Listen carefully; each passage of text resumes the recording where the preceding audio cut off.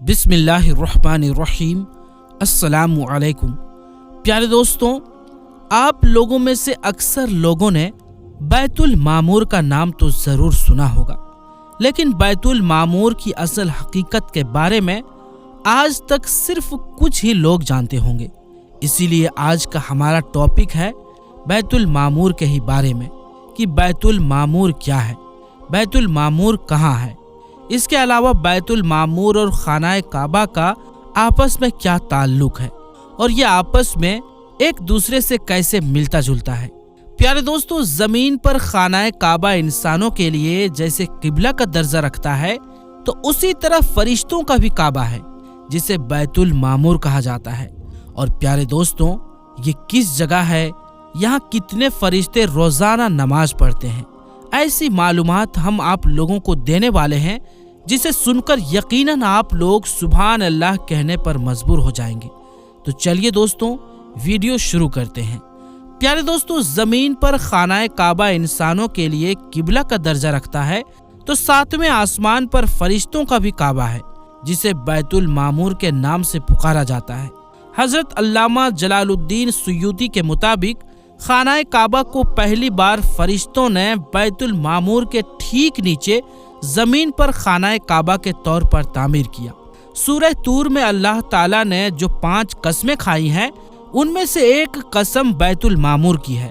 और बैतुल मामूर की कसम वल बैतुल मामूर, बैतुल मामूर 7वें आसमान पर मौजूद है जिसे फरिश्तों का किबला कहा जाता है। फरिश्ते उसका तवाफ करते हैं। ये अर्श इलाही के ठीक नीचे है।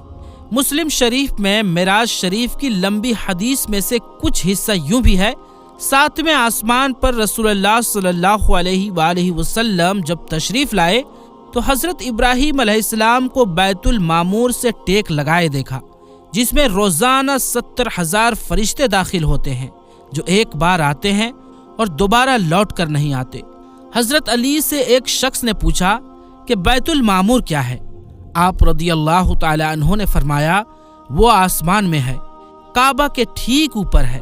जिस तरह जमीन का काबा पाक और पवित्र जगह है, इसी तरह वो आसमानों में पाक और पवित्र जगह है।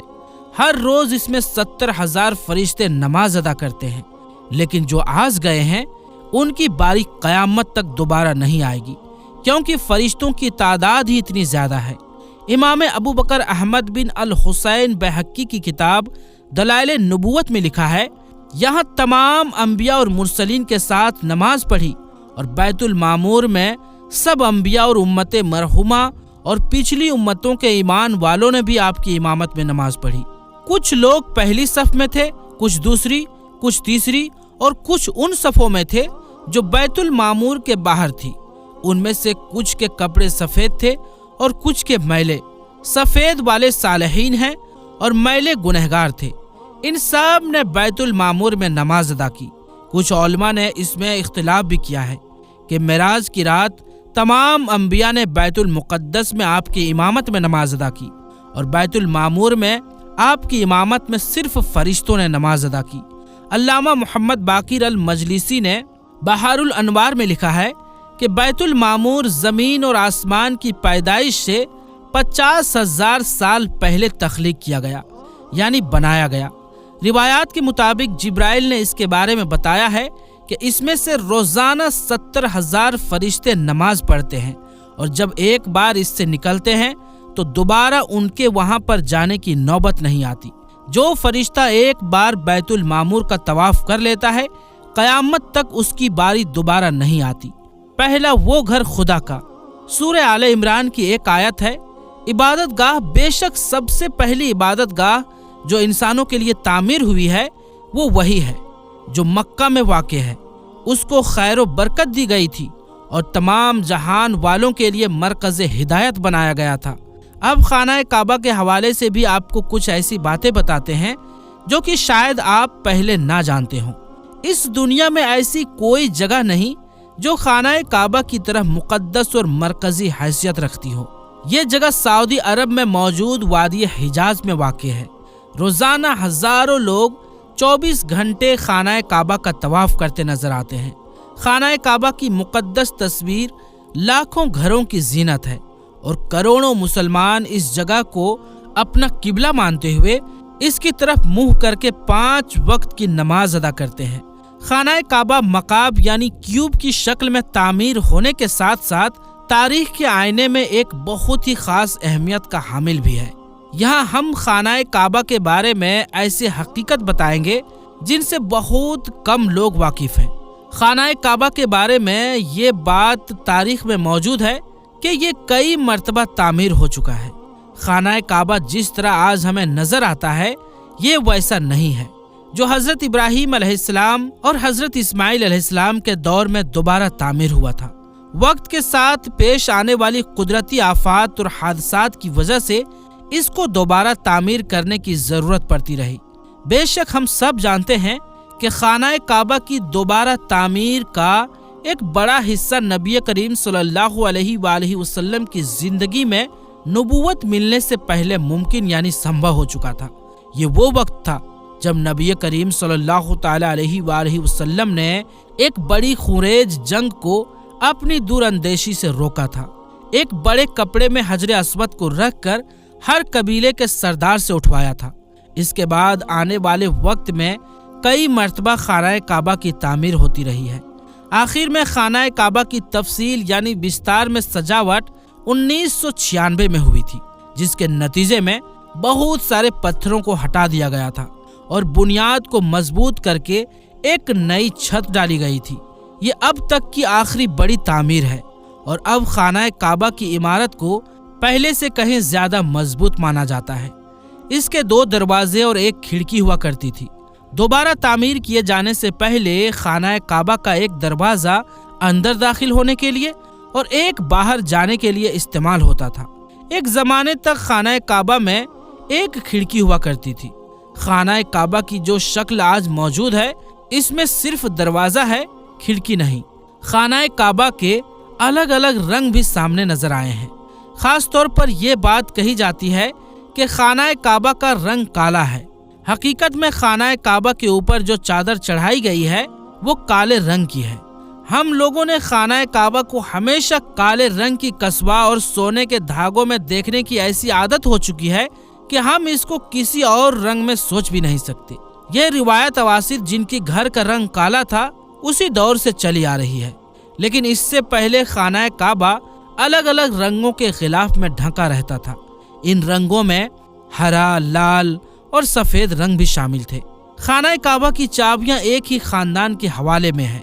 فتح مکہ کے وقت نبی کریم صلی اللہ تعالی علیہ وآلہ وسلم کو خانہ کعبہ کی چابیاں دی گئی تھی، لیکن بجائے اس کے کہ آپ صلی اللہ علیہ وآلہ وسلم یہ چابیاں اپنے پاس رکھتے، آپ صلی اللہ علیہ وآلہ وسلم نے یہ چابیاں بنی شائبہ خاندان کے عثمان بن طلحہ کو واپس کر دیا۔ اس وقت سے آج تک وہ ان چابیوں کی روایتی رکھوالے ہیں اور نبی کریم صلی اللہ تعالی علیہ وآلہ وسلم کے نرالے الفاظ کی روشنی میں یہ چابیاں ہمیشہ ان کے پاس ہی محفوظ رہیں گی۔ اے بنی طلحہ، یہ چابیاں روز قیامت تک تیری تحویل میں رہے گی، سوائے اس کے کہ زور زبردستی تجھ سے غیر اخلاقی طریقے سے چھین لی جائے۔ پہلے خانہ کعبہ ہفتہ میں 2 مرتبہ لوگوں کے لیے کھلا ہوتا تھا اور کوئی بھی خانہ کعبہ کے اندر داخل ہو کر عبادت کر سکتا تھا، لیکن موجودہ زمانے میں زائرین کی تعداد زیادہ ہونے اور دوسری وجہ سے بھی خانہ کعبہ کو اب سال میں صرف 2 ہی مرتبہ کھولا جاتا ہے اور اس میں صرف اونچے درجے کے لوگ اور خاص مہمان ہی داخل ہو سکتے ہیں۔ خانہ کعبہ کے آس پاس تیراکی کی جا سکتی تھی۔ خانہ کعبہ کے دوسرے مسائل میں سے ایک مسئلہ یہ تھا کہ جب بارش ہوا کرتی تھی تو وادی میں سیلاب آ جاتا تھا۔ یہ مکہ جیسے شہر کے لیے انوکھی بات نہیں تھی، لیکن یہ بات دوسرے مسائل کی وجہ بنتی تھی۔ اس وقت یہاں سیلاب کی روک تھام اور پانی کی نکاسی کی سویدھا موجود نہیں تھی۔ بارش کی آخری دنوں میں خانہ کعبہ پانی میں آدھا ڈوبا رہتا تھا۔ کیا اس وجہ سے طواف کعبہ رکا؟ ہرگز نہیں۔ مسلمان کعبہ کے ارد گرد تیراکی کر کے خانہ کعبہ کا طواف جاری رکھتے تھے۔ کئی سال تک بہت لوگ اندازہ لگاتے رہے کہ خانہ کعبہ کے اندر کیسا نظر آتا ہے۔ دوسری اور تیسری معلومات کے ذریعے کے مطابق وہ لوگ خوش نصیب ہیں جن کو خانہ کعبہ کے اندر داخل ہونے کی سعادت ملی، اور ایک خوش نصیبی وہ ہے जिसको तस्वीर बनाने का मौका मिला और लाखों लोगों ने ये तस्वीर इंटरनेट पर ऑनलाइन देखी। खाना काबा का अंदर का हिस्सा संगे मरमर और हरे रंग के कपड़े से ढका हुआ है। इस दौर के हुक्मरान ने खाना काबा की दोबारा सजावट करवाई। उसने खाना काबा के अंदर अपने नाम की तख्ती भी लगवाई। खाना काबा की तादाद 2 है, यानी जैसा कि पहले हमने जिक्र किया कि खाना काबा के बिल्कुल ऊपर जन्नत में एक और खाना काबा भी मौजूद है, जिसको बैतुल मामूर कहते हैं। इसका इशारा कुरान पाक में भी मौजूद है और नबी करीम सल्लल्लाहु ताला अलैहि वसल्लम ने भी इस बात की निशानदेही की है। अल्लाह के नबी सल्लल्लाहु अलैहि वसल्लम ने मेराज का वाक़या सुनाते हुए फरमाया, जब मुझे बैतुल मामूर दिखाया गया तो मैंने हजरत जिब्राइल अलैहिस्सलाम से पूछा। उन्होंने जवाब दिया कि ये बैतुल मामूर है, जहाँ 70,000 फरिश्ते रोजाना अल्लाह की इबादत करते हैं और जब वो यहाँ से जाते हैं तो वापस नहीं आते। हमेशा नया दस्ता आता है, यानी एक फरिश्ते को उसकी तवाफ की सिर्फ एक बार सआदत मिलती है, यानी एक ही बार मौका मिलता है। अल्लाह तबारक व ताला हम सबको खाना काबा की जियारत की तौफीक अता फरमाए और हम सबको हज करने की तौफीक अता फरमाए। हम सबको उम्रे की अदायगी की तौफीक अता फरमाए और अल्लाह तबारक व ताला हमारी तमाम तर नेक ख्वाहिशात को पूरा फरमाए। तो प्यारे दोस्तों, हम ये उम्मीद करते हैं कि हमारी आज की ये वीडियो आपको ज़रूर पसंद आई होगी। अगर ये वीडियो आपको पसंद आई हो और ये वीडियो आपको अच्छी लगी हो तो हमारी इस वीडियो को लाइक करें और ज़्यादा से ज़्यादा अपने दोस्तों और रिश्तेदारों के पास ज़रूर से ज़रूर शेयर करें ताकि उन्हें भी ये जानकारी मिल सके। तो प्यारे दोस्तों, इंशाअल्लाह मिलेंगे फिर किसी नए वीडियो के साथ। तब तक के लिए अस्सलामु अलैकुम, अल्लाह हाफिज।